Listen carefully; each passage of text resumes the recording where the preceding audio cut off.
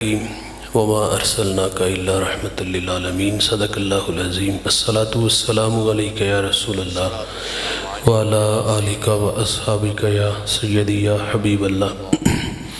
حمد و ثنا کے بعد عزت و تکریم کے لائق اسٹیج کی زینت مقتدر علماء معزز محتشم حاضرین، السلام علیکم ورحمۃ اللہ۔ اگر یہ مزید سادہ ہو جائے تو میرے لیے آسان ہو جائے گا۔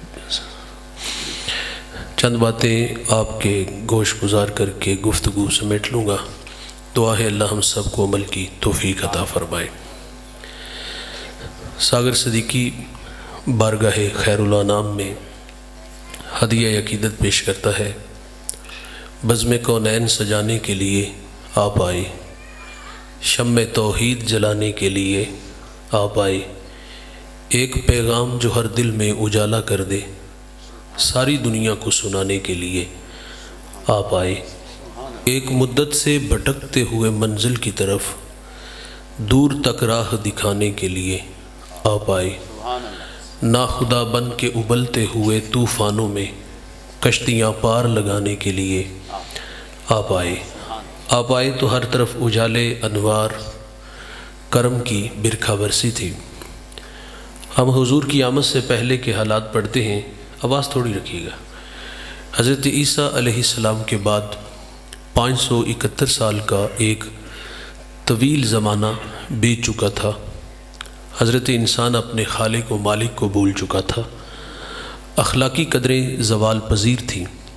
سید سلیم گیلانی فرماتے ہیں، زیست یخ بستہ تھی تاریک نہا خانوں میں، ایک کرن پھوٹی اجالا ہوا ایوانوں میں، زہر آلود فضائیں تھی نمو سے یاری، آپ آئے تو بہار آ گئی ویرانوں میں۔ کس نے اللہ سے ٹوٹا ہوا رشتہ جوڑا، ان سا محسن نہ فرشتوں میں نہ انسانوں میں۔ پوری دنیا میں اندھیرے تھے، آقا تشریف لاتے ہیں اور مکہ کے گھٹا ٹوپ اندھیروں میں توحید کا چراغ جلا دیتے ہیں۔ پھر اتنے اجالے انوار اترتے ہیں کہ جو لوگ در در پہ دھکے کھا رہے تھے، آقا کی صدائے دل نواز نے انہیں کھینچ کے ایک خدا کے آگے جھکنا سکھا دیا۔ میرے نبی کار نبوت کی ذمہ داریاں سر انجام دینے کے لیے میدان عمل میں ہے۔ قولوا لا الہ الا اللہ تفلحوا کی صدا جزیرہ عرب میں گونج اٹھتی ہے، تو جس شخص کو سب سے پہلے ایمان نصیب ہوا، ایمان لانے میں جو سبقت اختیار کرتا ہے، بہت بڑا نام ہے۔ وہ اس امت کا پہلا صوفی بھی ہے، صحابی بھی ہے، وہ راست رو بھی ہے، وہ راست گو بھی ہے، وہ معاملات دنیا کو سلجھانے کا ڈب اور سلیقہ بھی جانتا ہے۔ میرے نبی نے اس جوان کی تعریف کی، فرمایا میں نے جس کو بھی دین دیا اس نے تعامل سے تردد سے کام لیا، لیکن فرمایا ابو بکر وہ جوان ہے، میں نے دین دیا اس نے جولی میں ڈال لیا۔ تو حضور آتے ہیں تو ہر طرف اجالے انوار کرم کی برکھا برستی ہے۔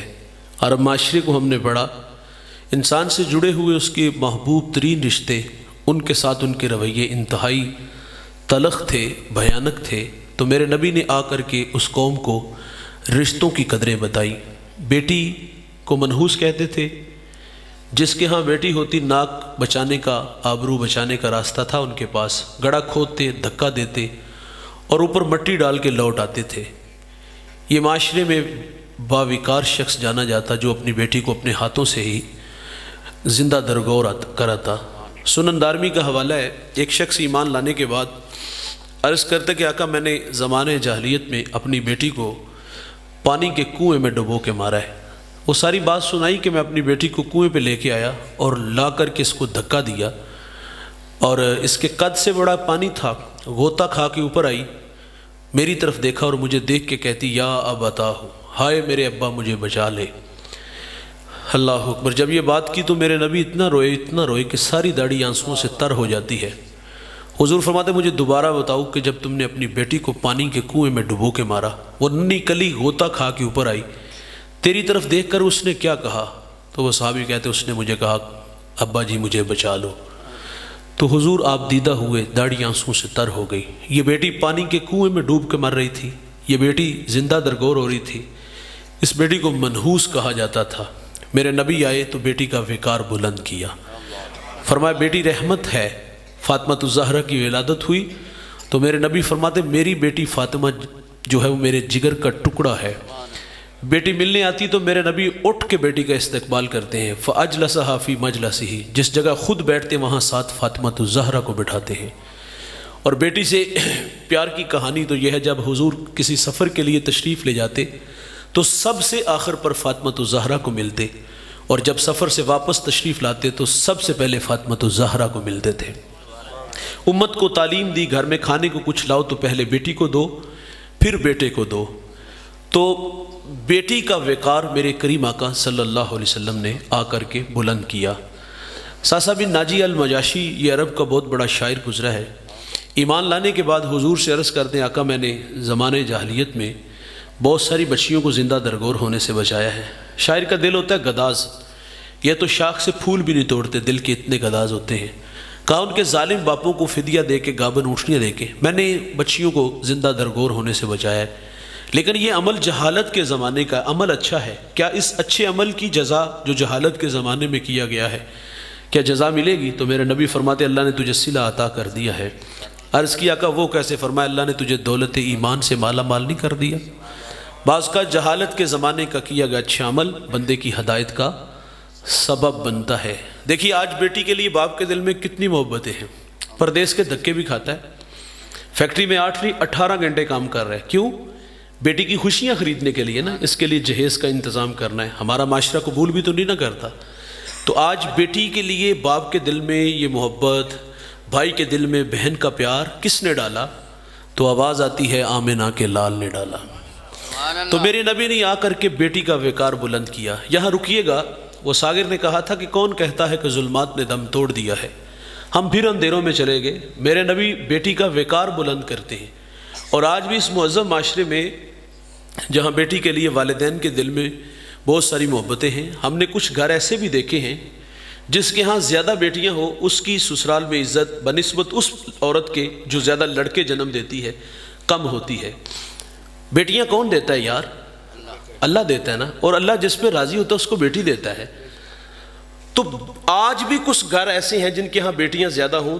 میری شادی ہوئی تو میں نے اللہ سے ایک دعا کی تھی، یا اللہ مجھے پہلی بیٹی عطا کرنا۔ وہ دن میرے لیے بہت بڑا دن تھا، خاص تھا، کہ جب میرے گھر میں رحمت اتری۔ تو ہم ہاسپٹل میں تھے تو ساتھ والے کمرے سے رونے کی آواز آئی۔ میں نے ماں جی سے کہا دیکھیں اللہ خیر فرمائے، ماں چل بسی یا بچے کو کچھ ہوا؟ تو مجھے واپس آ کے بتایا جی وہ کہتی چوتھی بیٹی ہوئی ہے۔ ہم تو ایک انگلی بھی نہیں بنا سکتے دوست، تقدیر سے کیوں الجھتے ہیں؟ یہ اللہ کی مرضی ہے، وہ کسی کو بیٹے دے، کسی کو بیٹیاں دے، کسی کو کچھ بھی نہ دے۔ کئی لوگ ایسے نہیں ہمارے سامنے یار ساری زندگی اولاد کی راہوں میں ترستے رہے، بڑھاپا آ گیا، قبر میں چلے گئے، اور دنیا سے ویسے ہی نشان بھی ان کے نام کے ساتھ کوئی نام نہ جڑا۔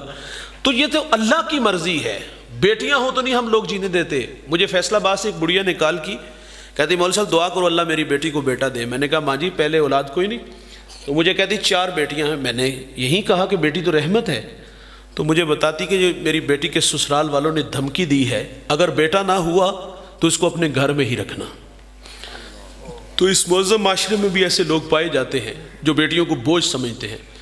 حضور نے بیٹی کا وقار بلند کیا۔ اس معاشرے میں بہن کی کوئی توقیر نہیں تھی، اس معاشرے کا بھائی اس بات کو قبول نہیں کرتا تھا کہ کوئی میرا بہنوئی بنے، متحمل ہی نہیں تھے۔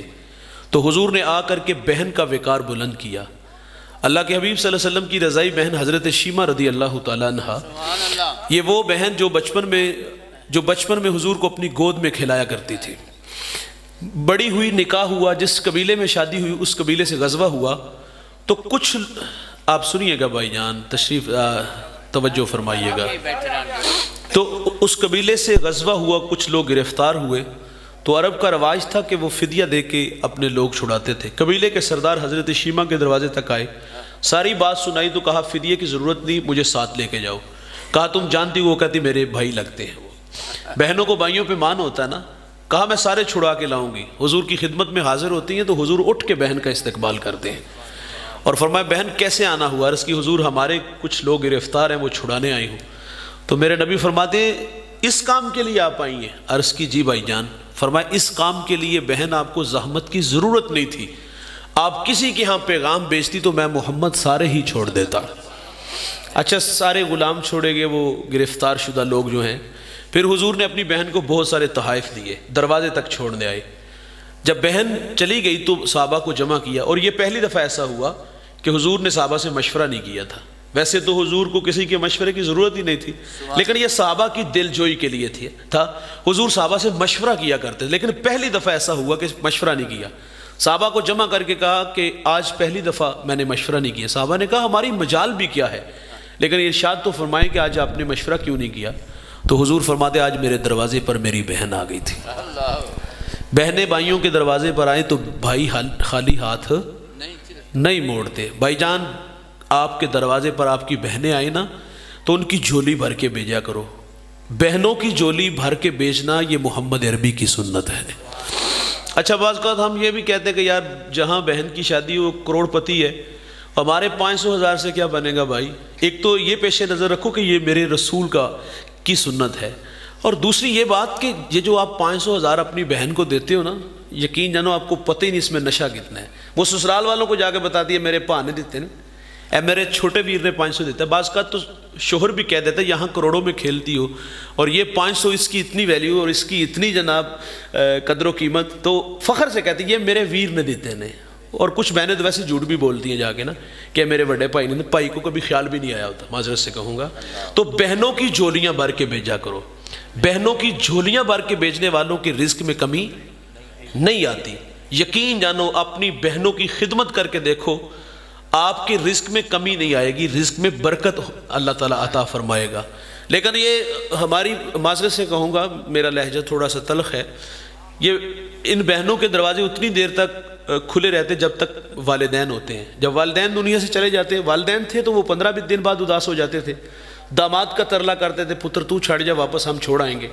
لیکن جب ماں باپ دنیا سے چلے جاتے تو یہ 6 ماہ ہمارے گھر میں نہیں آتی اور ہمیں ان کی کبھی یاد بھی نہیں آئی.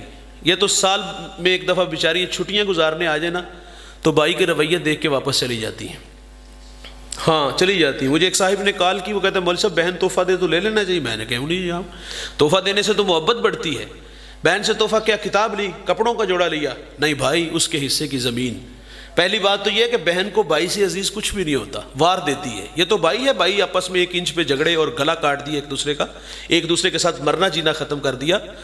یہ تو وار دیتی ہے اپنے ویروں پر جو ہے نا، وہ اپنا حصہ بھی. اور دوسری بات یہ ہے کہ اگر یہ اپنا حق مانگ لے، اور انہیں یہ بھی ڈر ہوتا ہے اگر حق مانگ لیا تو بھائی بچوں کو نفرت کا درس دے کے جائے گا. پھوپھی نمو نہیں لانا، میں مر گیا تینوں میرے جنازے تے بھی نہیں آن دینا، انہوں تکے دے کے باہر کر دینا.